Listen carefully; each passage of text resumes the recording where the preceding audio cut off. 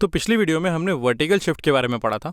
इसका मतलब बस यही है कि अगर मुझे एक फंक्शन दिया हुआ है f(x) और मैं उसको वर्टिकली मूव करके एक नया फंक्शन बनाता हूँ gx, तो मैं gx की इक्वेशन f(x) के फॉर्म में कैसे लिखूंगा। और हमने ये समझ में आया था कि gx हो जाएगा f(x) प्लस वर्टिकल शिफ्ट।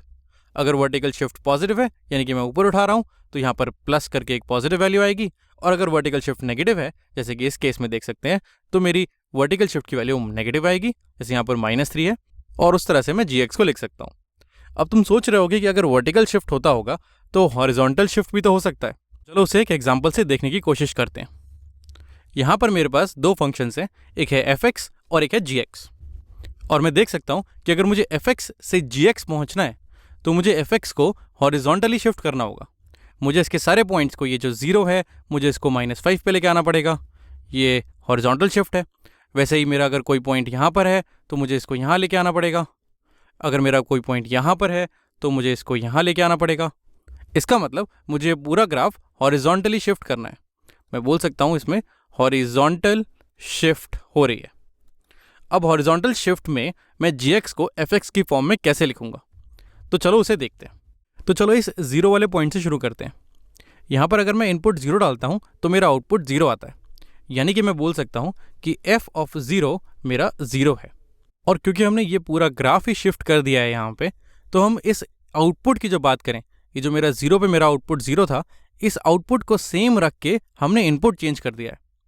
अगर मैं gx और f(x) की बात करूँ तो मैं बोल सकता हूँ कि gx का जो आउटपुट है 0, यानी कि gx का जो आउटपुट है 0, यहाँ पर gx मेरा 0 हो रहा है, ये -5 पे हो रहा है।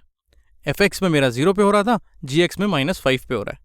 तो यहाँ मैं लिख सकता हूँ कि g of -5 ये मेरा 0 हो रहा है। यहाँ पर जब हमने ग्राफ शिफ्ट किया है तो हमने आउटपुट सेम रखा है और इनपुट चेंज कर दिया है। वैसे अगर मैं दूसरा देखूँ, कोई और एग्जांपल देखूँ, जैसे मान लेते हैं मैंने ये वाला एग्जांपल देखा, मेरा आउटपुट है 9, तो देखते हैं 9 f(x) में कब आ रहा है। तो ये रेड वाला अगर मैं ग्राफ देखूँ, इसके लेफ्ट हैंड साइड वाले जो पॉइंट है ये है मेरा -3, यानी कि मैं बोल सकता हूँ कि f of -3 मेरा 9 है। और इसका कॉरेस्पॉन्डिंग पॉइंट कौन सा होगा? इसका कॉरेस्पॉन्डिंग पॉइंट इस ब्लू वाले ग्राफ पे ये वाला होगा, ये वाला पॉइंट होगा। हमने इसको यहाँ शिफ्ट कर दिया है, इस पे भी आउटपुट मेरा 9 है। और ये इनपुट क्या है? अगर मैं ये इनपुट पता लगाने की कोशिश करूँ तो ये इनपुट है मेरा, ये आता है इस पॉइंट पे, ये है -5, -6, -7, -8, ये है -8, यानी कि मैं लिख सकता हूँ कि g of -8 ये भी मेरा 9 होगा। अगेन मैं यहाँ पर सेम चीज़ कर रहा हूँ, मेरा आउटपुट सेम है लेकिन मेरा इनपुट चेंज हो रहा है। यहाँ पर भी मेरा आउटपुट सेम था, मेरा इनपुट चेंज हो रहा था।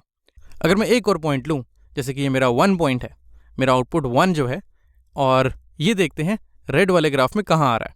तो इस बार मैं राइट वाली ब्रांच देखता हूँ, ये वाली ब्रांच में मेरा जो आउटपुट है ये 1, ये मेरा इनपुट 1 पे आ रहा है, यानी कि मैं बोल सकता हूँ कि f of 1 मेरा 1 है।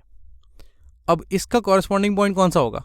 इसका कॉरेस्पॉन्डिंग पॉइंट होगा, अगर मैं ग्राफ में देखूं तो ये पॉइंट जाता है इस पॉइंट पे, इस पे भी आउटपुट 1 है, लेकिन इसके कॉरेस्पॉन्डिंग ये वाला पॉइंट है, क्योंकि राइट वाली ब्रांच के पास जाएगी और लेफ्ट वाली शिफ्ट करूंगा तो लेफ्ट वाली के पास जाएगी।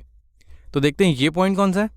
ये पॉइंट है मेरा -4, यानी कि जो मेरा इनपुट है g of -4 जो है वो होता है मेरा 1, तो यहाँ पर एक चीज़ समझ में आ रही है मुझे कि सेम आउटपुट लाने के लिए मुझे जो f में मैंने इनपुट किया है उसको चेंज करना पड़ेगा g में इनपुट डालने से पहले। और कितना चेंज करना पड़ेगा?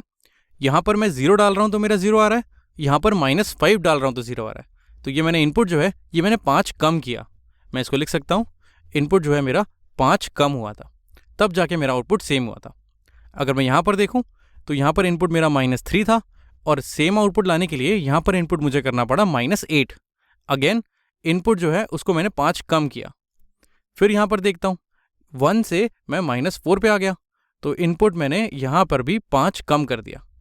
अगर मैं इसको जनरलाइज करना चाहूँ तो मैं बोल सकता हूँ कि सेम आउटपुट लाने के लिए अगर मेरा आउटपुट सेम है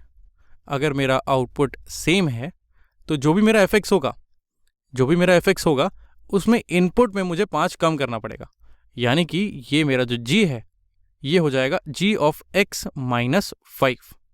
यहाँ पर जो मेरा हॉरिजॉन्टल शिफ्ट है ये इस इनपुट के साथ छेड़खानी कर रहा है। अब ये मेरी इक्वेशन हो गई जो रिलेट कर रही है fx को gx से, बट यहाँ पर gx नहीं है, g ऑफ x माइनस 5 है।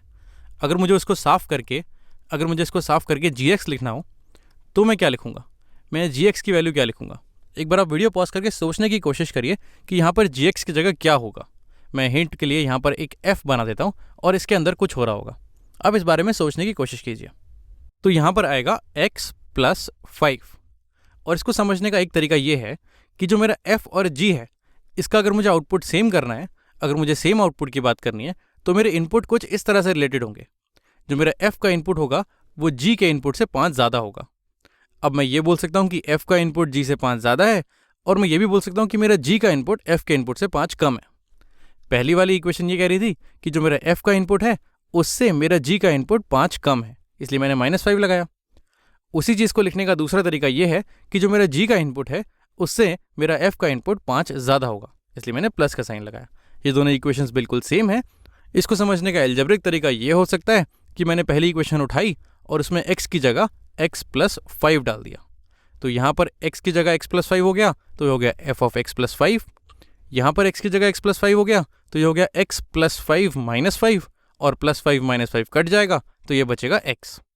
तो यहाँ से मेरा आ गया g of x equals to f of x plus 5।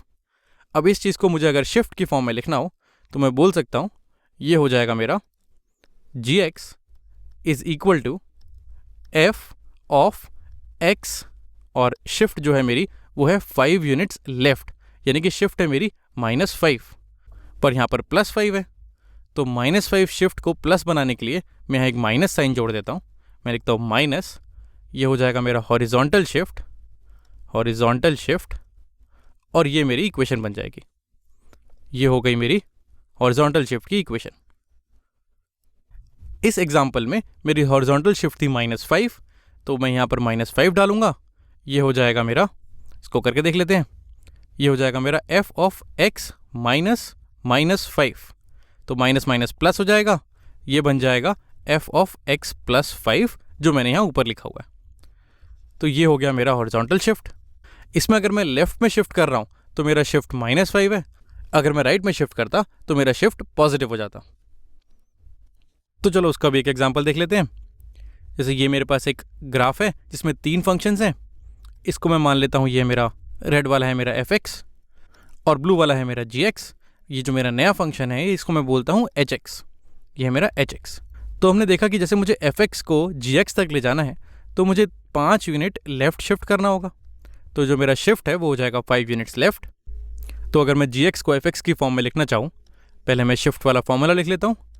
जो मेरा फॉर्मूला है वो है gx is equal to f of x minus horizontal shift, x minus horizontal shift. तो यहाँ पर अगर मुझे gx लिखना है, ये जो मेरे यहाँ बना हुआ है ये हो जाएगा, तो gx हो जाएगा मेरा, ये है f of x minus horizontal shift मेरा लेफ्ट में है तो ये -5 है, माइनस माइनस 5 हो जाएगा और माइनस माइनस प्लस हो जाएंगे। तो यहाँ से मेरा gx बनेगा, ये बनेगा f ऑफ x प्लस 5। और अगर मैं इस hx की बात करूँ, तो यहाँ पर जो मेरा शिफ्ट है वो राइट साइड में है। यहाँ जो मेरा शिफ्ट है वो राइट साइड में है, ये राइट साइड 5 यूनिट्स है। जैसे 0 से अगर मैं 5 देखूँ तो ये राइट साइड 5 यूनिट्स है, यानी कि जो मेरा शिफ्ट है वो है +5।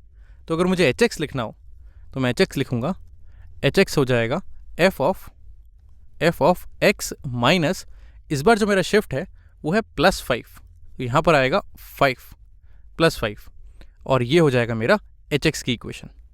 तो इस तरह से हम हॉरिजॉन्टल शिफ्ट यूज़ करके नए फंक्शन की इक्वेशन लिखते हैं पुराने वाले के फॉर्म में। अब अगर मैं हॉरिजॉन्टल शिफ्ट और वर्टिकल शिफ्ट दोनों को साथ में लिखना चाहूँ, वो हो जाएगा, तो मेरा gx है, अगर मेरे पास दोनों शिफ्ट लग रही हैं तो जो मेरा gx है ये हो जाएगा f of x minus horizontal shift,